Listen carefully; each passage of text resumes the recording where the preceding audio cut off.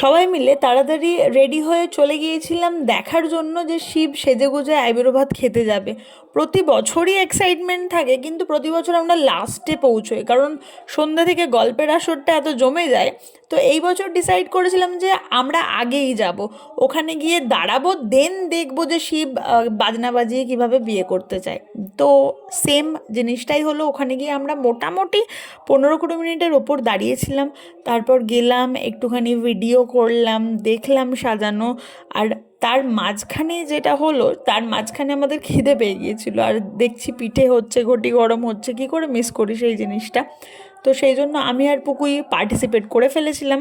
আর তার মাঝখানেই দেখি শিবের চলে যাওয়ার টাইম হয়ে গিয়েছিল, তাই সবাই উঠে উলু দিতে শুরু করে দিল। দেন আমরা ভাবলাম যে যখন 10টা অলমোস্ট বেজেই গেছে, একটু মেলা ঘুরে নিয়ে গিয়ে, মেলা ঘুরে একটু পেট পুজোও হয়ে যাক, দেন আবার ছোটো বারোয়ারির শিবের বিয়ে আছে, কারণ ওটা হচ্ছে সব থেকে বেশি এক্সাইটমেন্টের জায়গা, কারণ ওখানে পুরো বাঙালি রিচুয়ালস মেনে, লগ্ন মেনে বিয়ে হয়। এই যে আমরা ওখানে গিয়ে দেখি যে অলমোস্ট রিচুয়াল স্টার্ট হয়ে গেছে, দেন বড়ও এসে গেছিলো বিয়ে